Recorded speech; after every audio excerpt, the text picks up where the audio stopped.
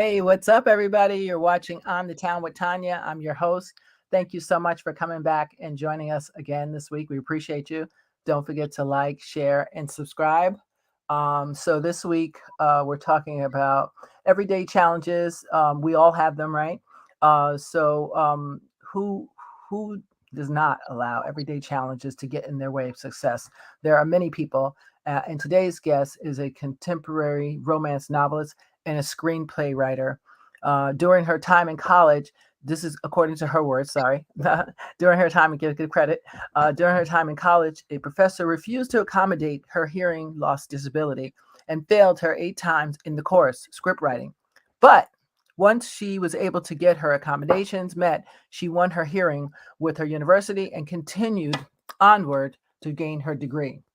The professor made her feel that she would never accomplish her goals of being a credentialed published writer, uh, excuse me, or that her stories would never see the opportunity to film, and who made her feel that her disability put her into a box that he determined. But as you will see, he was dead wrong. Please welcome the lovely Sai Marie Johnson. Hi. Hi, Tanya. How How are are you you? doing today?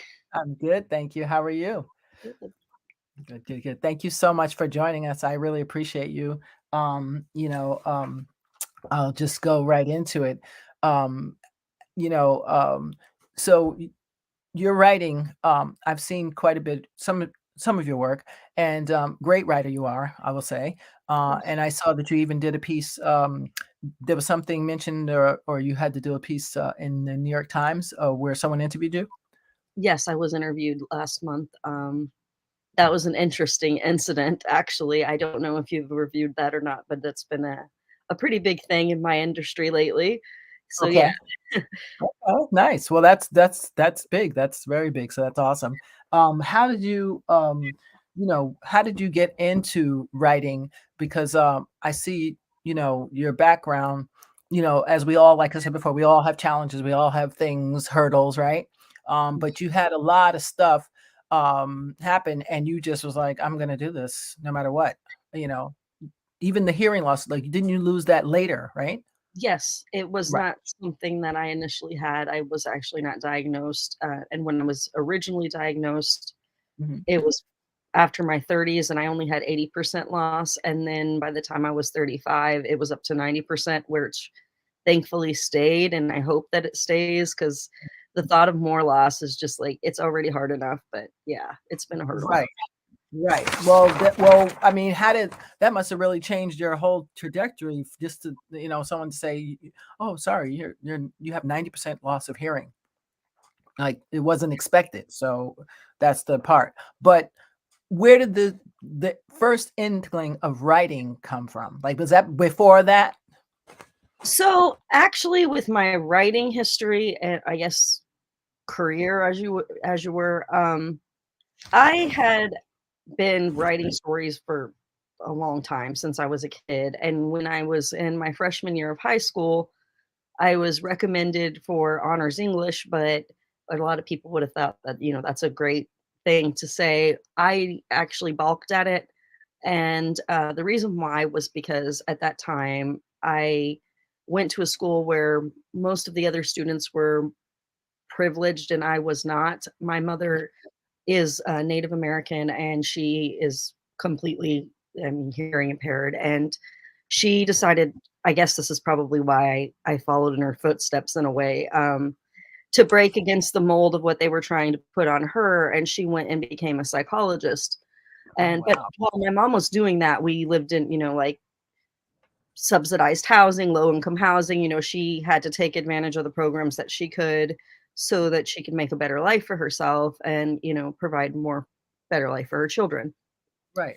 So with Wow. me, um, at the time that this was happening, I was not a very liked student and I was bullied a lot. And so I told my teacher directly, I don't want to go into this class because I'll be in competition with students that I know are headed, their trajectories are headed for success in ways that I can't compete with. I don't want to compete with. And the reason why I write is for my own entertainment.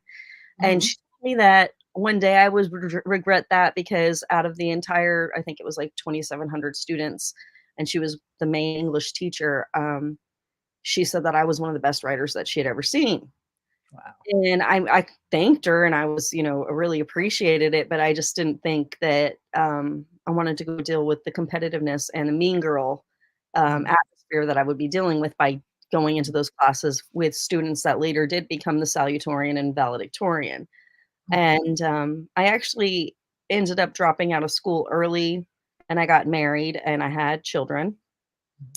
Mhm. But I had always been writing and, it's poetry and short stories and things like that, just something that I like to do. Mhm. And one day, a friend of mine who I call my mentor now, Mhm. um, he asked me what I was doing. And I said, "Well, I'm, just I write blogs and little short stories. It's nothing." And he's like, "Why don't you let me read it?" And you know how most writers are before they've actually gotten, the courage to let other people see their work. I was like, okay. um, And I let him read it, and he turned around reading it for, I guess, maybe 10 minutes, and he stopped reading, and he looked at me, and he goes, "Why are you doing this?" And I was ready to, be criticized, of course, like, to hear the worst. And I said, "Well, I mean, I like to do it." And he goes, "No, no, I think you're taking the wrong tone with what I mean is, why are you doing this and not making money off of it? Because this is amazing. Right. And, you're clearly incredibly talented, and this could take you somewhere." Mhm. And I said, "Well, I don't have any kind of." I dropped out of high school. I later did go back and get my GED, just to clarify on that.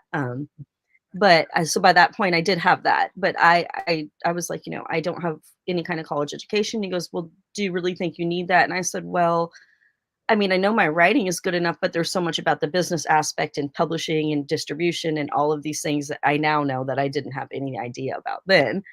Um, and I wasn't very receptive to it. And he goes, "Well, why don't you do me a favor and get on my computer, and why don't you look up schools for creative writing programs?" And I was like, "I don't think most of, the writing programs are gonna be for that. I think they're gonna be journalistic, and I don't know if I wanna do that," Mhm. which now has also kinda changed. Um, that I was a young woman with young kids at that time, so there was a different aspect of my life going on. Mhm. And, I humored him though, so I got on the computer and I Googled it, and the first school that showed up was Full Sail University. And, I have graduated from there twice. I have my master's from there. Oh, But nice. first time around, um, it was quite difficult, and that was when I was failed the 8 times, and it was actually my last year of my bachelor's degree program. And so I was so close to getting ready to graduate with my bachelor's degree, and I really was really excited. And I had so many ideas on what I was gonna do once I got this degree. Mhm. At the same time as being told this was the same year, and at the same time that my hearing impairment was officially diagnosed, and they were starting to fit me for hearing aids, and all these Mhm. things were happening. And I explained to the teacher when I went into the script writing class, "I'm trying to get my hearing aids now. They cost a lot of money, obviously." I was a low income mom, and I was trying to go through the process of getting them, and he didn't seem very receptive. And and the things I asked for weren't really hard either. I was just like asking for instruction that was written, so that way if there was anything in the course that I didn't understand when he was lecturing, I could go through and read through and, get a handling of how I was supposed to use the program and all the things that I would needed to, look out for while I was using Final Draft, for example. Right. And what different, because I was really a great writer as far as creative writing and coming up with great ideas and original ideas that Right. are engaging and entertaining and educating and all that. But the execution of the format was what I was having problem with, and shifting from writing and book writing and adapting my style to be able to fit a screenplay for film or series. It was really different because of the way that things have to be formatted for a camera to film. And Exactly. I as soon as I was able to get that instruction given to me on how to use the program, and I implemented it, and I started to figure out that these were the things, and it was really just some minor things. It wasn't even anything huge. Right. I was able to start creating scripts in the proper format. And I learned how to do film synopsises and treatments and all of the other, you know, log lines and aspects that go into creating things for pitching and developing programming for people to watch. But up to that point, because I couldn't understand how to, shift between transitions or scenes, like for Right. example, at the beginning of a script, you'll have like INT Interior, that interior. is filmed interiorly, exactly.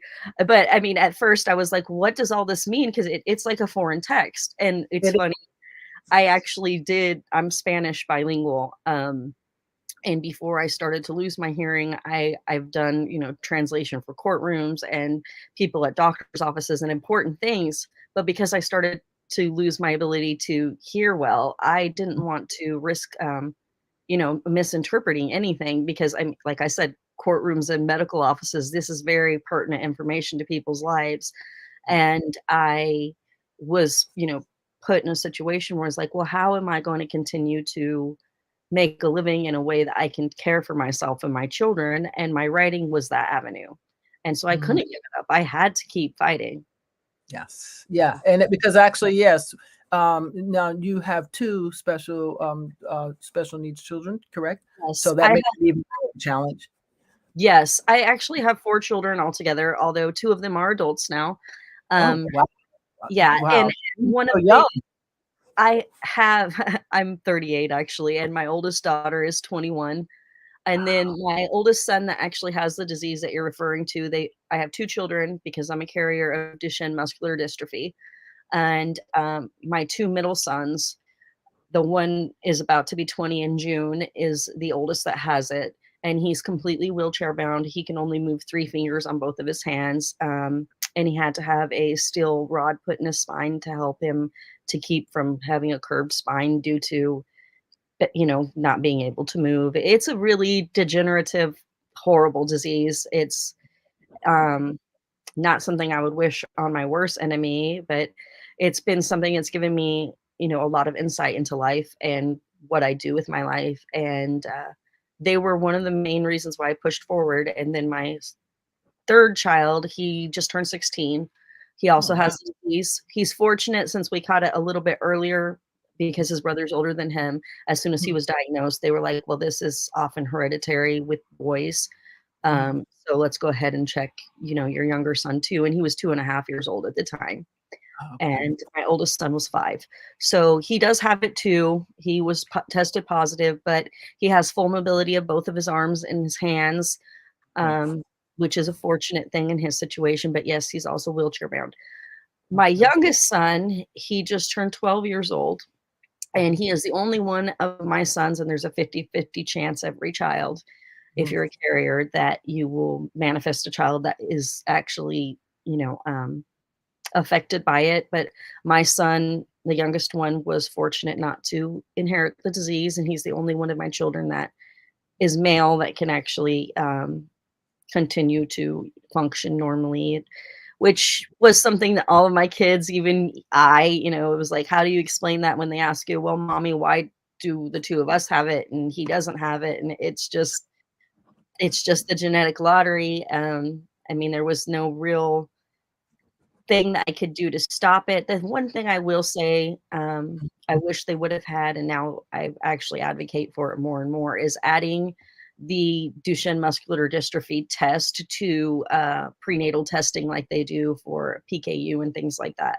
Because Mm, the more prepared that a mother is, and a family is, for knowing that they're going to have a child that has muscular dystrophy, mhm. the earlier you can start implementing ways to combat the muscle degeneration, so that when your baby is little, you can start getting ready to implement extra protein and different types of activity that keeps your child active and moving, so that because it's a wasting disease, and Yes. so you keep them more active, then they're less likely to have to experience loss of mobility like my son did. But we didn't Okay. catch it till he was 5, so it was you know Oh, that's just hard. Yeah, things. no, that's very hard. But I think maybe you were called to writing because that is the perfect profession to be in if you have to be home with your kids. I think. Yeah. I mean, I heard Shonda Rhimes say something like that. She was like, "I sit at home in my pajamas," and I was like, "Wow, that's the life I want right there." I mean, Just yeah, I'm definitely, the same. There are times whenever my white writer uniform is a t-shirt and a pair of fuzzy pants, and it's comfortable, but, it's it was something that I was good at, and, because of the situation with wanting to be with my children as much as I possibly could, Mhm, it all worked out for me, and then Full Sail, especially with their program packaging and the way mhm. that they do online college, which a lot of people are doing it now, but at Are that they time are they good? Are they good? yes, they really are. I was thinking They about it, but they did a they did an amazing thing for me. The only bad experience I had was with that one professor, but then when I came to the table to explain my situation and show how hard I had fought, mhm, and I actually went to the Department of Education and got one of their Atlanta lawyers, yeah, Valerie Akoff. She was amazing. Thank you, good. ma'am, wherever you are. Mhm, But yeah, she really helped me, and she got things on where they needed to be, so I got my accommodation, and then I just soared from there. And then even after that situation, like I said, Full Sail did really good by me. When I first went in to talk to them, my mhm, son was 11 months old, and like I said, he just turned 12, mhm, and I told them, "This is my situation. I didn't even have the, application fee for the college at that time." But I went to the admissions counselor and I told her, I said, "I'm a really good writer and I have had lots of people that have read other things I already have. mhm. Is there any kind of scholarship program or a waiver or any way that I can get in, and what do I need to do, or what can I do in order to get a scholarship or something like that?" And she Right, said, "Well, can you write us an essay?" And I asked her what the specifics needed to be and the word count, and she basically said, it had to be like 2,000 words. right, And it could be anything that I wanted because I was interested in the creative writing program. So the objective was to see how quickly I could come up with something creative right. and how engaging it was. And the next day I had my story, and it was a short story off of one of my concepts that's actually on the market now, The Tales of Tamara, or The Tales Okay. of Lisa, which is the Tamira legacy. I'm sorry, I Mhm, got that backwards. okay. Um, but anyway, and I gave it to her the next day, and she read through it, and by that night, she called me and she said, "Well, I have good news for you. We have a waiver for you to get in, and we're gonna go ahead and let you get a seat in, the next class starts this day. Do you think" she asked me for some documentation, and she said, "Do you think you get it to me by Friday of that next week?" And it was like Monday night. And Mm, so I was like, you know what? Yes, I'm gonna get it to you." And she's like, Okay, if not, then we'll go ahead and we'll work on trying to get you in the next semester." And I wanted it then. I wanted wow, to go, like, that's get started awesome. the quicker, the faster I could do it. And That is so I walked all around my town with my baby in his stroller, and I went to the local library and I faxed over the documentation. And I went back home and I called her and I ensured that she had got it and it had been received. And she said yes. And mm. the next week they shipped me my first MacBook Pro computer. And Wow, really? That's the part I loved about them. I was like, "Wait a minute. They give you all yeah, the tools you need. This is great." yeah, it was like it was just amazing. It was such a awesome experience. And when I opened that computer and first got it set up, and she's like, "When you get it set up, you're gonna have to log in here to start your launch box." And Mhm. that was basically how I get into orientation to learn how to use the programs and everything. And I Wow. did that, and then I remember that the first lecture that we had was from Stephen King.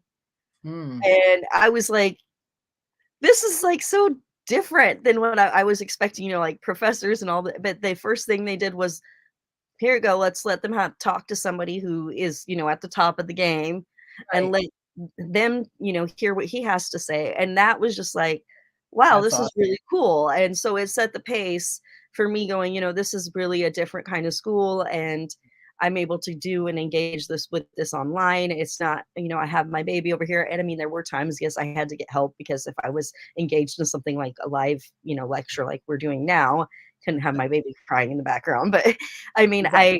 I still was able to work around what I needed to and, be there for Good. my kids. And so I really enjoyed what they did for me. And once Right. we worked through that end program kind of issue, Mhm. I decided to return for my master's. So, I mean, I really did appreciate the college. That's awesome, and that's that they I as I would have had my master's by now if I would have did it. I just, like decided I'll wait again. But thank you for that sharing that, because now I'm like, oh, they are good. I want somebody to personally give a testimony. So thank you. That's brilliant. Where do you get your ideas from? Where do they originate from when you first start writing? Um, what goes on in your head? Because you do Well, romance I novels. romance novels are something that I just I feel like I found my way into. It wasn't what I expected.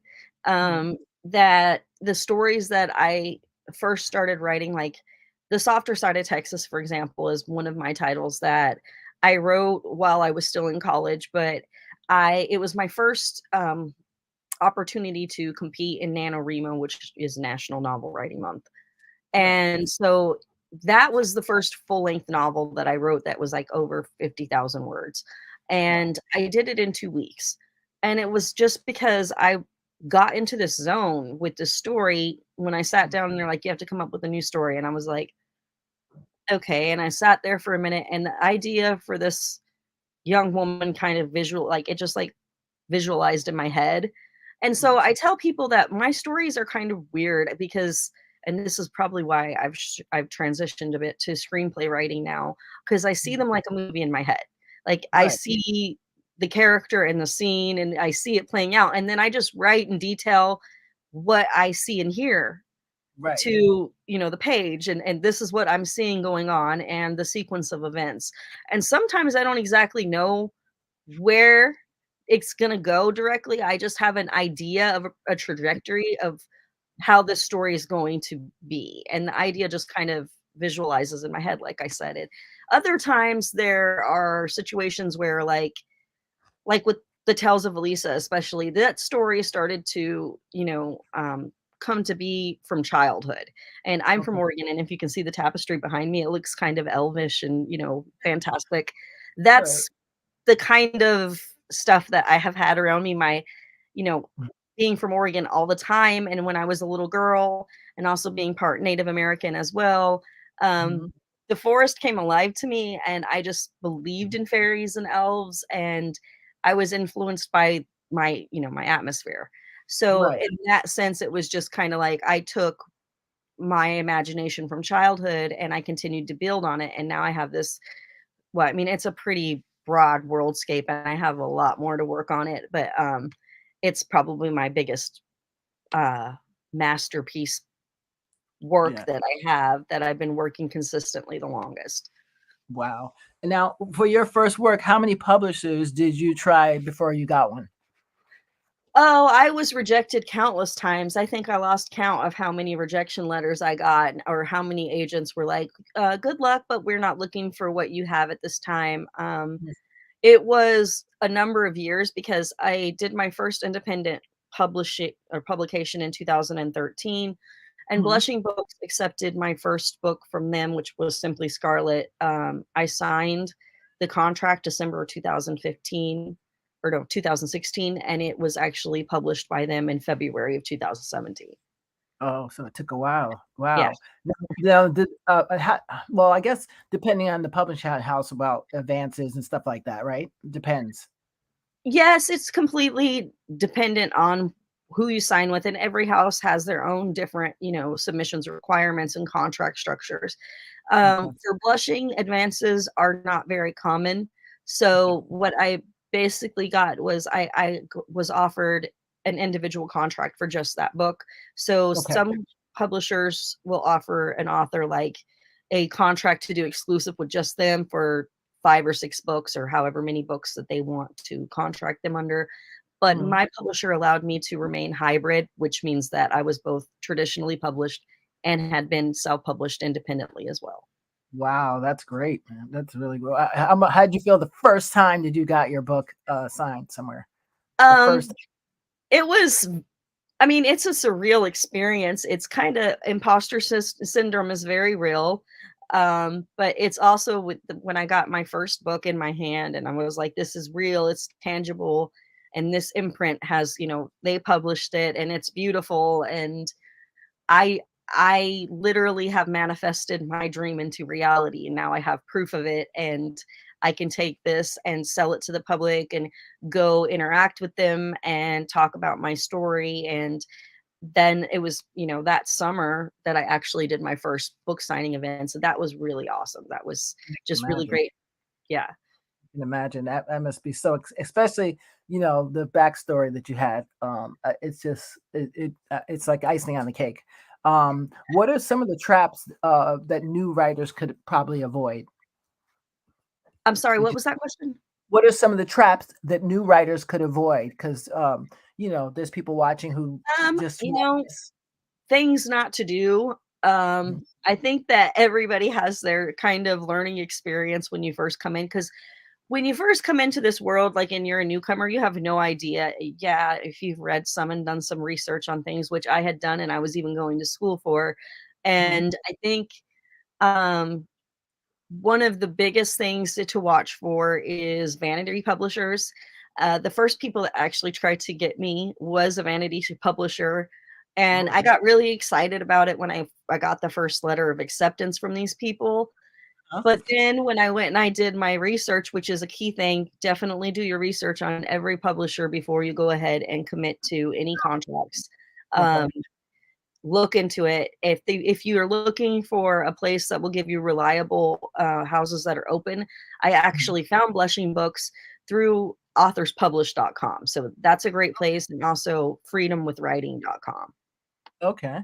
Oh wow, that's really awesome. So Gina here has a question which I was going to ask anyway this particular question. So I'm going to ask it just because she's asking how do you figure out the world of editing, getting your book published and deal with the online promotion stuff, and how do you promote your book? Those are questions that I was going to get to, Gina, but since you asked them, I'm going to take them early. Go ahead. So Okay, so just each one of these is kind of a little bit of a different thing, but they're yeah. in similar aspects. So and getting published, I kind of touched on with that, with what I just said, with Freedom with Yes. Writing and Authors Publish. So those are Mhm. good sources. Finding places, and on YouTube, there's a ton now of people that have come on to tell you about reliable places. Go to other sources that have actually worked with the companies that you're interested in working with. And then Mhm. editing and proofreading and formatting, there are people that offer all of these services. And as soon as you actually kind of step into the writer world, they Mhm. make themselves known to you. And Mhm. that's when you have to do your own kind of due diligence and look into who's talking to you and seeing what's being offered. Right. um, and go look at the reviews and look them up, see what they have out there and who they've helped. I can tell you that one really good source is Rebecca Hamilton. She has an Authors Academy. It's Okay. awesome. She's extremely reliable. I know lots of authors that are making six figures or more because of going to her academy, Okay. and there are countless testimonials to support that. Okay. Alessandra Torre is another author who also has, like, she has Inkers Con, which is a convention, and she has Alessandra Torre's Inkers, which is kind of like, Rebecca Hamilton's Author Academy. It's a similar kind of class structure. Okay. Um, and James Patterson has a master's class now Oh. too.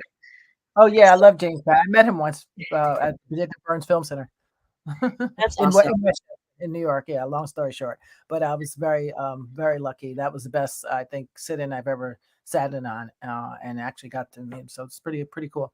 Um, so, okay, so that's, one piece of advice. What is the best, how do you say, the best investment you ever spent on your writing career?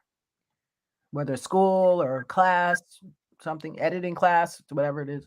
I think it would be college. Going to college is the thing that I put the most investment into, and it for me, and Full Sail is great. It is a great opportunity for creative writers if you're looking for something like that.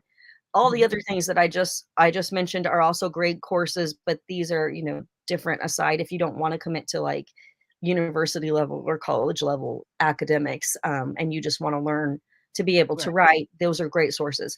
However, if you are interested in going the college route, which I was, Full Mhm. Sail offers with their creative writing program so much, and they teach you so much, which was why I was able to go out and I felt very informed due to how they've structured their program and how much it covers. It covers book writing, it covers film and TV, it covers video game writing, content writing, a little bit of journalism. It covers a lot. Wow. Yeah, I saw that thing and I was like, this is too good to be true. And when I was in it, I liked it. I just didn't go. I was only 30, I think I made not even 30 days because of a situation. I was like, I can't finish right now. So that's why I Yeah. didn't go for the master. That was going for the masters. But one day, who knows? I might actually do it because, like you was talking about structure, that's very important for writers to know that are out there. So you can write your novel, you can write your poetry, you can write your screenplay, you can write your book, but they're all different things, Yes. and different rules. And for specifically for film, as I learned, like you did, that interior exterior is a very important thing because Yes. the camera guy is reading, and the people who are going to be shooting that scene there's a language that they use, as you kind of pointed to, and if you don't word it correctly according to Hollywood standards, they will just throw it in the garbage. They won't even look at it. So it's important to know what is the language of whatever profession whatever you're writing, with novels or whatever it is. What is the language that they want the producers? I'm going producers, publishers, that they want to hear. You have to know the language. So that's why, for me, classes or school is important. Unless you're a really good study, some people are really good at like YouTube and something and figuring out, oh, I can do that. So those people are fine. If you can save money, why not? But if you can't and you have no clue, but this is something you're dreaming to do, this is what you must do, then do whatever it takes to invest in yourself. Do you agree with that? Yes.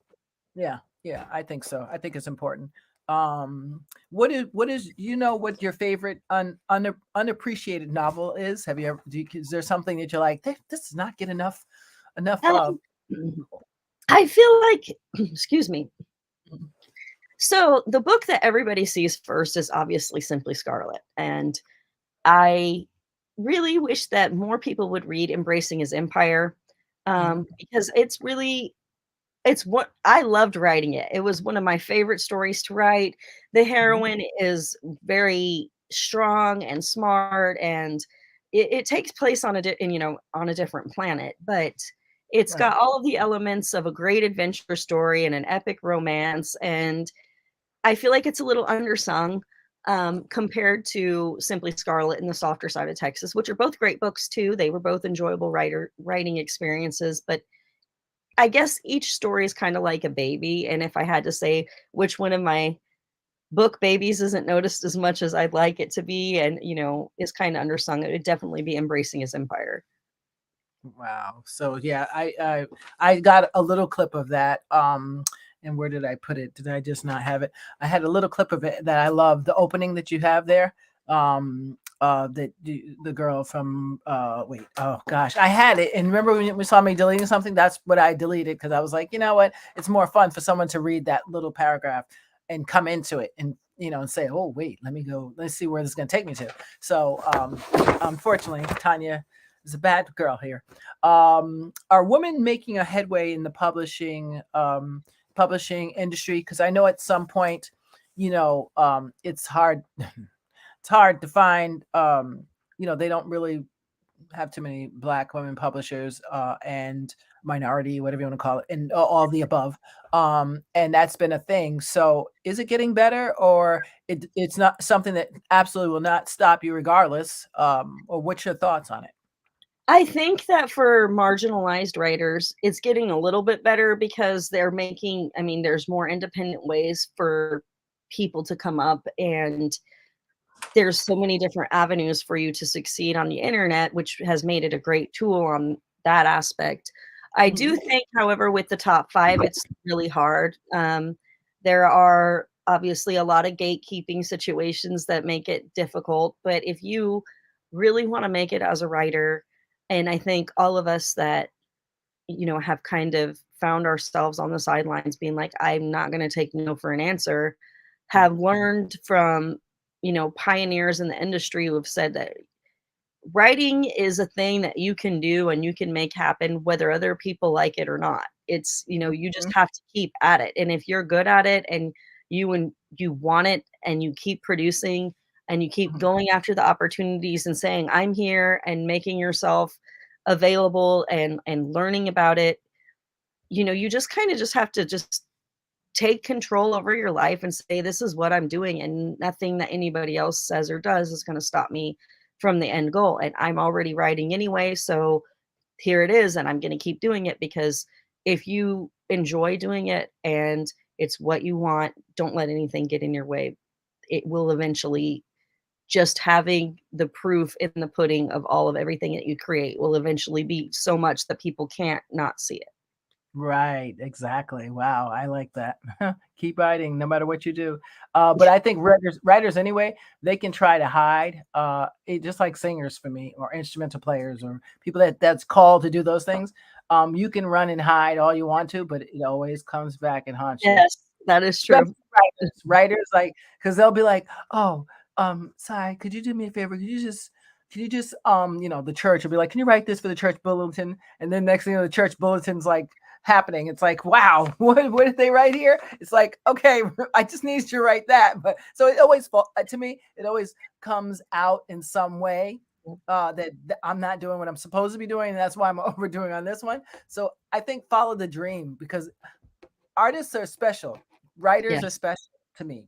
I just think that that's the universe. If you don't believe in God, that's the universe's way of giving us, or people who are going through hard times, or people who are having challenges, whatever those things are, whether it's hearing Jimi Hendrix on the guitar, whether it's reading your writing and zoning off to another zone, those things are crucial for human yes, survival. So if you don't do it, I might miss out. Like, literally. that's true. That's how I that's how I see it. So I don't know. I I don't agree know. with you. I'm such an Aquarian. But what do you ever read book reviews? And if you do, how do you deal with them, if they're good or bad? I try to stay away from them now, because I've learned through experience, especially since, like, on Goodreads, trolls are terrible, terrible, terrible. Um, Yes. but the ones that I feel like have been productive, Mhm. there are some people that have reviewed me and left, like, some really long, great feedback, and I've sat back and I've read it, and take it with a grain of salt. You can't make everybody happy, but at the same time, if somebody's coming to you to give you creative criticism in a constructive way, Mhm. um, listen to what they have to say, because if it can make you a better writer, that's only bettering yourself. But at the Right. same time, don't sit there in the negativity, and don't sit there with the people that are, throwing tomatoes and lettuce at you just because, they are looking for somebody to tear down, because that's my mama said it to me perfectly when I got my first really bad review. She said, Mhm. "You know, people love to throw rocks at things that shine, and you Mm, need to understand that. So when you start to shine and you're out there, somebody is and sometimes, yeah, they're right. Maybe your story does suck in a certain instance, and you have to take that, like I said, with a grain of salt. But don't sit there and simmer in all of the bad feedback. Don't let it stop you or knock you. If you love it and you have the talent and it's what you want, keep doing it. Keep mm. doing it. Because for every person that hates it, you're gonna find 4 or 5 people that love it.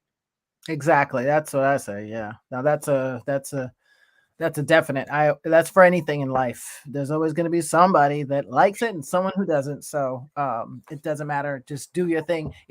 I mean, we should know at this point in the world, because of social media, because of television, everybody should know at this point that what you should be able to find your gift, whatever that is, and you should be pretty confident that that is a gift from either the maker, if you believe in God, like I do, or if you don't, then the universe. However you want to word it.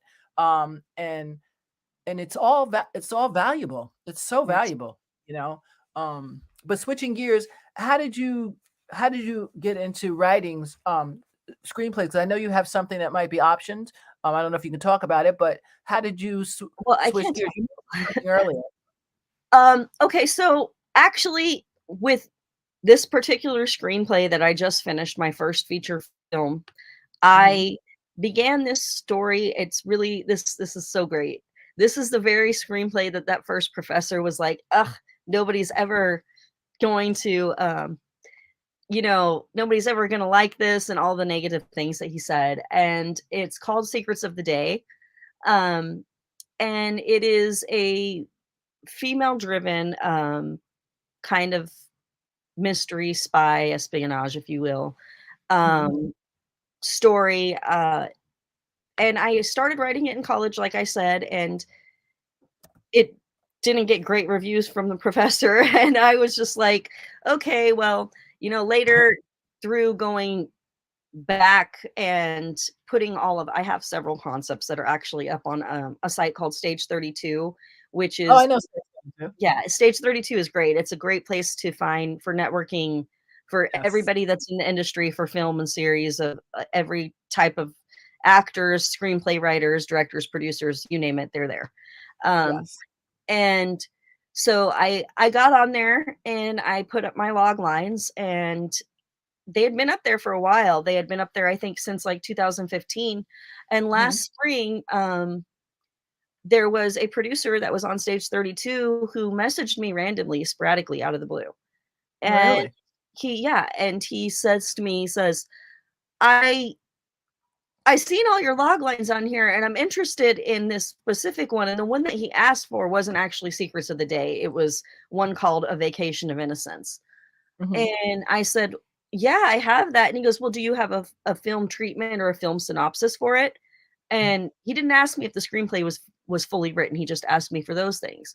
And Mhm. I was like, having gone to college at Full Sail, I knew what to, support in, and I Good for provided the you. documents. And um, I said, "Yeah," and I gave him the film treatment and the film synopsis for that story, and he said, Mhm.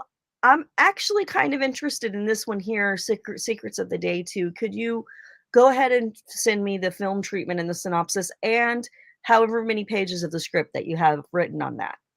Okay. And so I was like, "Okay." So at this point, he's asked me for another bit of information. He's obviously very interested. And I had, of course, looked him up on IMDb and went and did my research on him. Like I said, always do your research.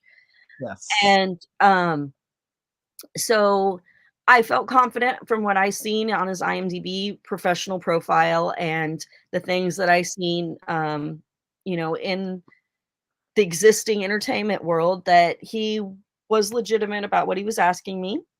Mhm. And so I provided them. Mhm. And he said, I go ahead and send me everything you have for all of the log lines on Stage 32.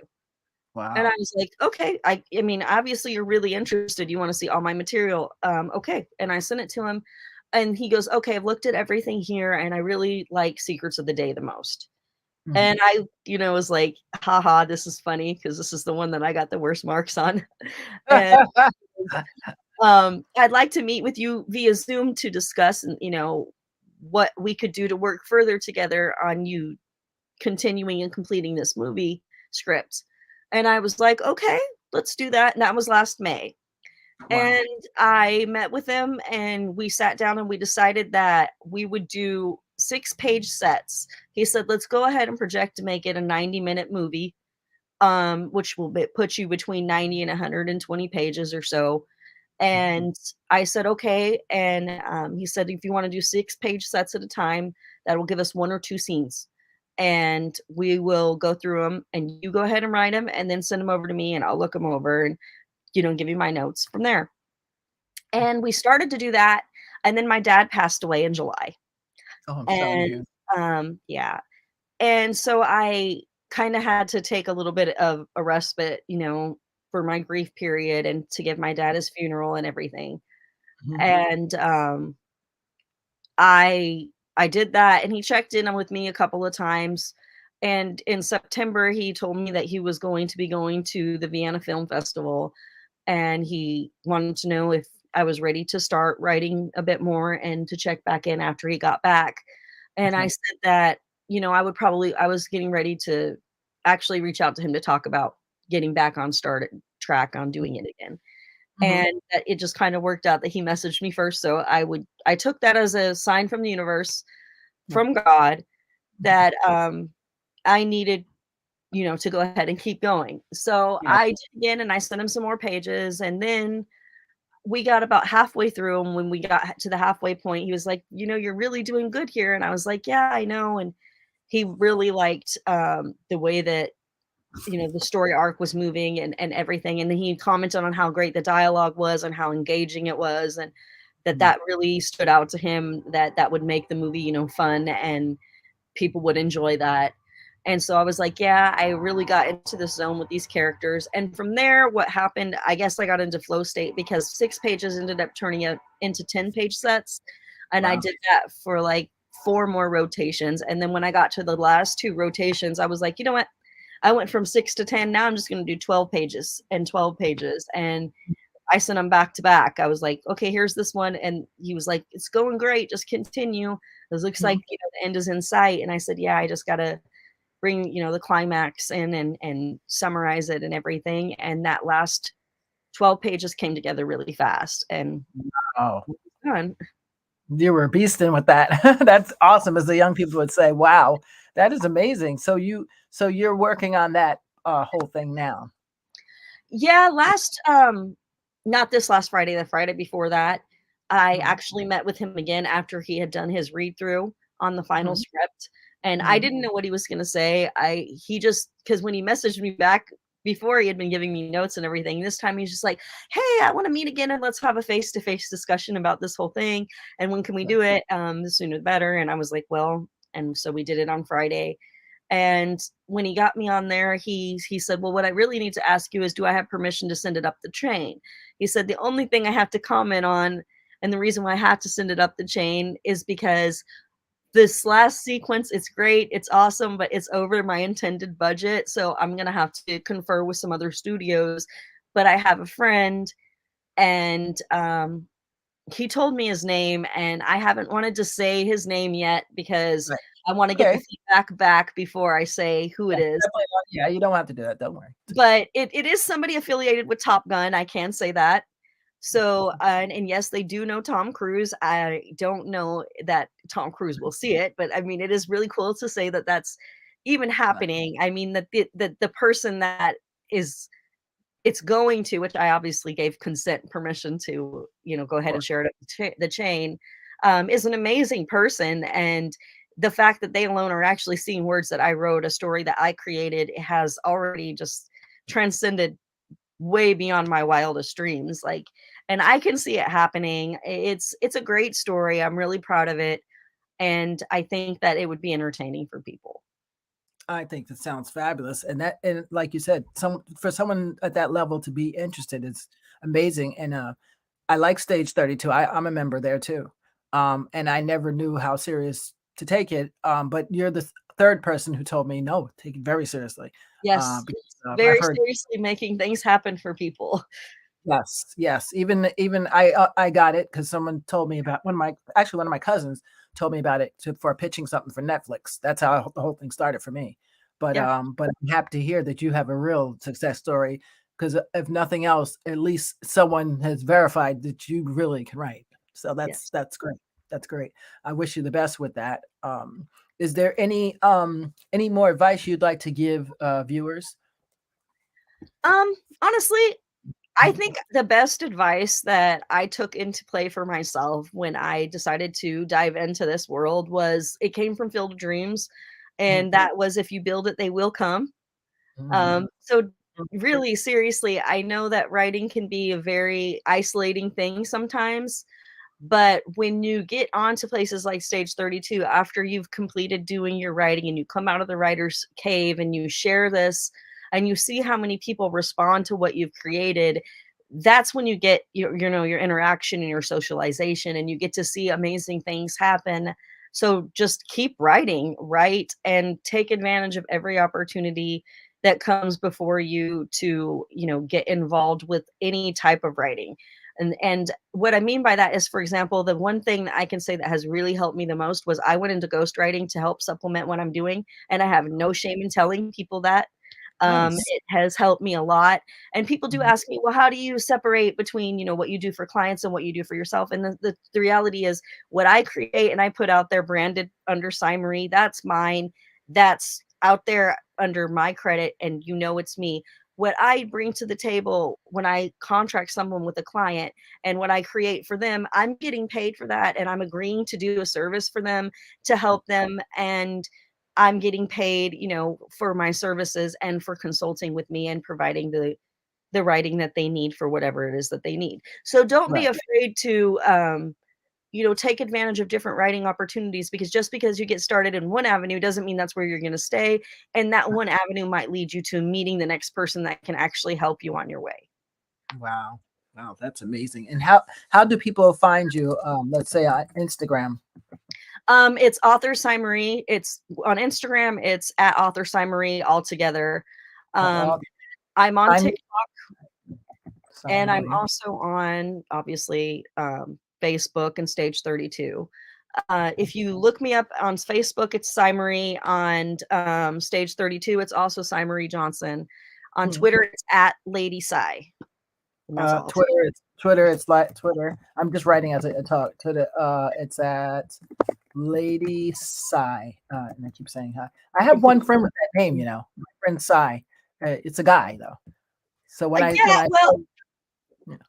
honestly, Sai is my nickname, pen name. My real name, I'm not afraid to tell you my real name either. It's actually Sarah. But Okay. it's like if you look at like William and Billy and things like that, Sai is who I identify myself as. And honestly, it's just like a shorter version of Sarah. Okay, that's nice. I like that. I love your pen name. I love it. Thank you. But what else? What was the last thing? Had something here. Is writing your energy source, or can it be draining? Um, it can be both at times. There are, I go through when I get into flow state and I'm really into it, and it is very like, pumping, and it's like you get really pumped up and you're energetic then, and then there's kind of like a come down period after you're done where you're just like, oh, okay, my eyes are tired. I've been, glued to this screen for hours now, and you just kind of have to step back and go for a drive or go outside. And one thing with it being Oregon, especially, like I try to take advantage of going outside when there's sun as much as possible because it rains a lot here. So Okay, yeah. that's awesome. I think writing is the best gift ever given to men and women. I wish more people would take advantage of it because it's just a great release. And now I'm transitioning as well, so it's kind of awkward when you have to transition and say, I have to churn out work here. Let's see how we're going to make this happen. So you're very inspiring. Your Thank story is you. really extremely inspiring because it makes us have no excuses. We have no excuses of oh, I can't, whether you're, even if you're homeless, you can find a piece of paper and a pen. You know what I'm saying? I have been homeless while pushing myself through this, I will say that, and I've been through some hard times, but it was like I said, I in the beginning, I went to the library, and so there are resources out there, and if we take advantage of what's provided to us, Mhm. we can thrive and we can make it. And I did that. I pulled myself out of, you know, some dark holes and lifted myself to where I am with just sheer dedication and effort. See, that's the part right there. Because I hear people tell excuses all the time. I can't because of this. I can't because I said I know someone that has, triumphed in some really strange, odd, unusual, horrifying circumstances. There's no excuses. We either do or we don't, and that's it. And everybody has excuse, but I'm hoping that they listen to a lot of my guests and yourself and say, you know what, I really don't have one. I mean, writing, something as simple as writing, like you said, you can go to the library. I had someone say, well, if even if my kids weren't in school, that's where they'd be, at a library. Mhm. And if I didn't have the best one, then okay, then I'm gonna have to homeschool and figure that out. Okay, well, there's just you just keep going. You Yep. have to. You Yep. have to, especially when something's calling you, like your writing was calling you. And I think you're going to do great things.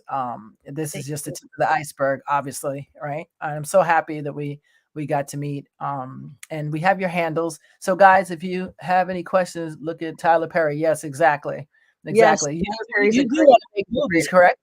Yeah, you do want to make more Yes. movies. Okay. Um, and people have asked me what do I see myself doing next, and the idea is to get into movies and series if at all possible. That is really where I want to move myself towards. But that doesn't mean that I'm going to stop writing books or that I don't have books in the process. I actually have several works in project. It's the one thing I will say is a writer's job is never finished. And I Yes. anticipate that there will probably be things that'll be still there that my daughter and will have to look into after I have no longer here with everyone and see what to do with after that. But I've asked her, and that's one thing that I advocate in ghostwriting. You know, VC Andrews' family went for a ghostwriter to finish her series.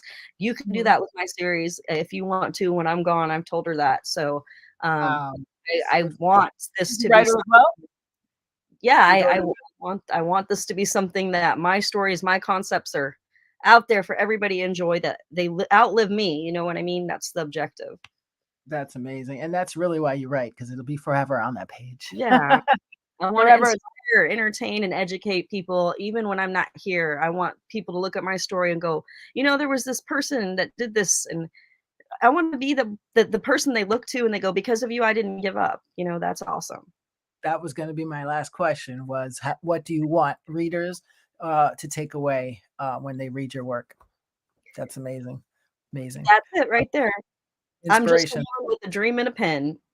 That's right. And a big dream. I mean, look at J.K. Rowling as well. I mean, there's Yeah. so many great, examples of like, wow, how did you do that? And now look at them. So I'm happy that you're writing, and I'm glad that that we'll be able to see your work possibly on screen soon. So I'm excited, and make Trust. sure you come back and don't forget about us when your work gets up there in the big screen. We'd love to have you back if you're No, I would promoting love it. to. This has been really, really awesome, Tanya. I really appreciate you having me today. You're awesome, and we appreciate you. To my viewers out there, I want to say hello to you guys out there. Emma, Pat, Gina, who's another writer out there. Haha, Gina, let's get with it. A lot of you, you know who I'm talking to out there, have been saying, "Yeah, I'm going to write. I'm going to write," and I've actually held some people's hands, and they keep dropping the ball. But you can't make can lead the horse to water, but you can't make them drink it. Is that what they say? So it's one of those things. If you're like Sai, you'll just do it like Nike because that's what you have to do. There's Another no great thing from Oregon. exactly. So yeah, so thank you for being our guest. And hang out with me for one moment while I tell our guests, hey guys, do me a favor. If you can share the video, we appreciate you so much. And thank you for all my new YouTube subscribers. I appreciate you for joining us. I'm trying here. It's a challenge. I'm in another place, as you know. So sometimes it's a challenge, but I'm always up for the challenge. And I love bringing new people like Sai Marie to the now I say the Zoom. I said it's the studio is what I used to say. It's awkward. It's like, It's oh, to the studio. Yeah. So thank you for joining us. And I hope you guys will join us next week again. And please like and share the video. I appreciate you so much. Let me see. Yeah. Yeah, I guess that's it. I will see you guys. No comments. Just want to make sure before you like the, oh, thank you, Ramona. I appreciate it. Yeah, so nothing there. Okay, we answered the other question with Gina, so that's good. I appreciate you guys, and we will see you next week. Just hang out with me one moment. Okay, ready? All right, guys.